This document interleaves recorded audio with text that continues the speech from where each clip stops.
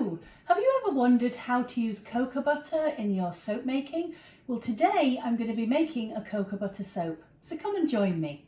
I'm Sarah Janes from Soap School, and every week I try and share a new video with you where we make fun projects using things that you can readily get hold of. Now, I love using cocoa butter in many of my cosmetics, and we've had quite a few requests for people who are wanting to make soap with cocoa butter, so we thought we'd put this video together for you. So in my pan I've got cocoa butter, coconut oil and olive oil. So this is a palm-free recipe, and I've got my lye solution already mixed. So I'm just going to add that in and just start emulsifying this with my stick blender.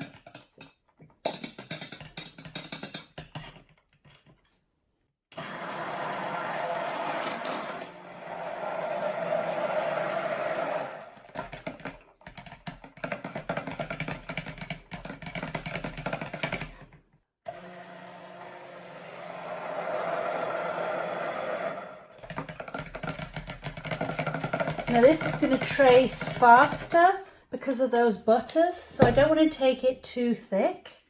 I can always thicken it up afterwards. And I'm going to split this off between a couple of containers because I want different colours in here. So I'm going to add some of them into some paper cups. I don't want very much of that one because that's going to be black. And black is a really strong colour. So if I use too much black, it's just going to dominate everything.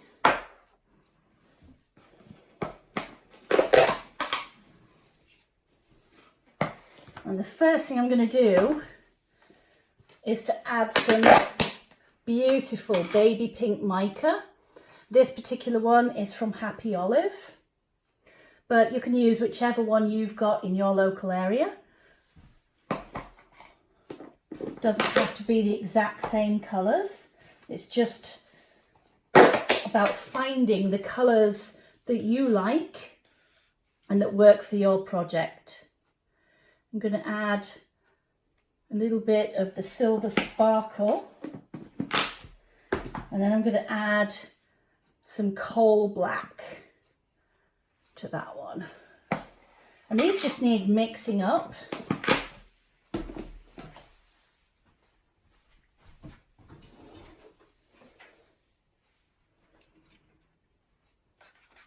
Give that a good mixing.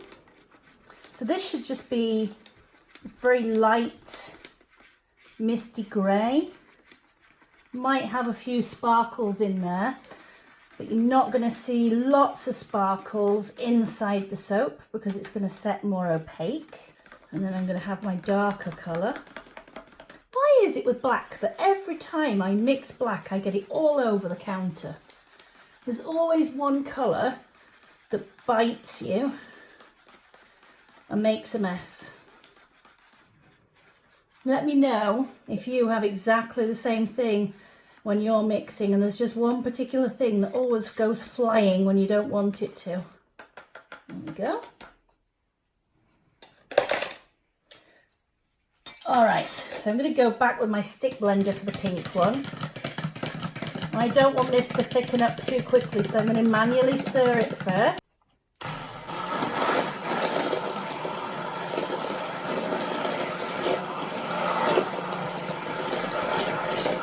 Now I've got a lovely essential oil blend that I'm using, and it's a little bit unusual. I'm using cedarwood, lime, I'm using a tiny bit of peppermint and some Lisea Cubeba or Mei Chang.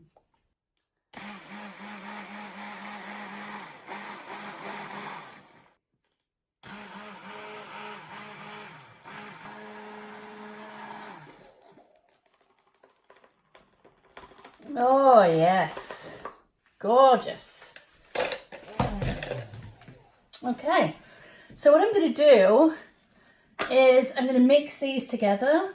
So I'm going to take a separate jug. I'm going to pour some of each one into my jug, and I'm just going to do a really random pour.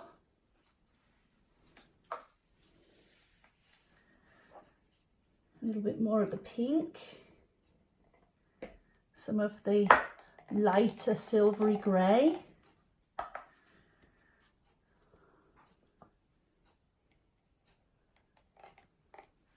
I think this black is going to dominate, sadly, but that's okay.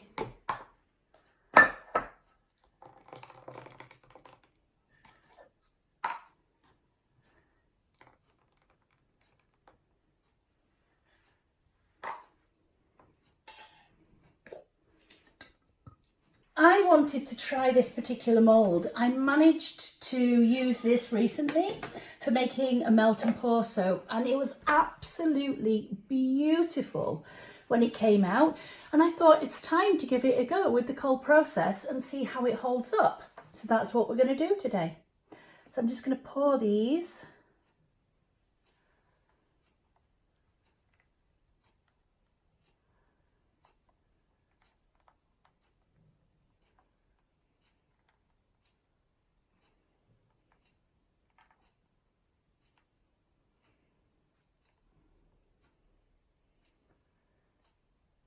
Okay, and I've got too much for those, so we'll go to another mould and we'll pour them too.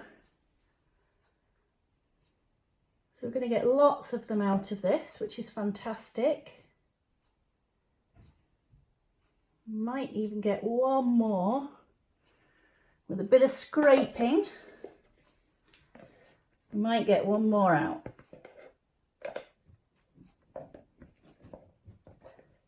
And the smell of this is absolutely gorgeous. I don't normally mix so many essential oils together. I keep them a little bit more simple than that, but it's just such a nice blend. So I will put the recipe for this and the essential oil blend into the description underneath the video for you, in case you want to try it and see if it's one that you like as well. And I think they're really, really nice. I'm not 100% sure on how the swirl is going to come out on these. I don't think it's as defined as I had in my mind, but that's half of the fun of soap making. And I'll come back tomorrow and see what these look like, and then I might plan and adjust the swirl in a different way if I'm not happy with it. I'll see you in a minute. Our soaps are ready, and they are a little bit soft. I only did these yesterday afternoon, so they are particularly soft still. Not too soft, but I can already unmold these. I've already taken the first one out. You can see I've got that lovely patterning on there, but because I've used the black and the grey and the pink, it's actually a little bit wishy-washy. It's not as crisp in the patterning as I'd like, but I'm good with that. I'm quite happy with that. I think next time I'd probably not do the grey. I'd just probably use the black and the pink, and I think that will give me everything that I want. That one's nice and subtle. This was poured at the end, and these other ones, which are more mixed, were the beginning of the pour of the swirl. Oh, look at that one. That is just beautiful. I'm loving the pattern. It looks almost like stone or like marble. That's really, really nice. Let's have a look at some of these other ones. I'll start with this one back here. Just gently pop these out. I'm loving this mould. Look at the patterning on that one. I think because these have not gone through a gel, I think I would have normally have left these a couple of days to firm up before they took them out the mould, just so that I don't risk damaging them. But I really was very eager to get this videoed and shared with you. That's really nice too. Now, there's just a little bit stayed in the mould here. Don't know if you can see, but there's a couple of tiny bits left in the mould. Now, you can cheat. So when something goes wrong like this, just take the soap that was there and just gently push it back inside, and you'll actually be able to fill those little spaces just with the leftover soap that you've got, and you will be able to smooth them off. This is still too sticky really to do it very well, but I would just put a little bit of soap in, use your fingertip, fill those spaces, and you'll be back to a perfect soap with no gap. So that's just a little tip for you. Let's try a couple of other ones and see the patterning on them. Oh, look at that one. Isn't that beautiful? That is absolutely gorgeous. I think that one's, it's not my favourite. That one's still my favourite. Let's have a look at the others. See which one's going to win. And that's really lovely too. There's some really nice patterning on that one. But I still definitely think that I would do just the black and the pink and leave the grey out, because I think the colours together are just a little bit too similar. And that one's really nice too. I'm going to leave these now on a tray to dry out for quite a few days, because if I try and do anything to these while they're still very, very soft, I'm just going to damage the surface. And I really don't want to do that, because I'm so happy with how they've turned out. And I really, really love the shape of these. I've not been disappointed at all. This was a mould that I bought from Amazon. It wasn't expensive at all, but I love the rounded shape to it. And I tried it with a glycerin soap and it was fantastic. And I wanted to see how it turned out with the cold process soaps, and I would absolutely give this a thumbs up. Okay, I will pop into the notes in a couple of days' time. I'm going to leave these and do a lather test, and I'll put all of the results of this into the description for you. So do check that out too. And if you get a chance to try these out yourself, do let me know how you get on. Thanks so much for joining me today.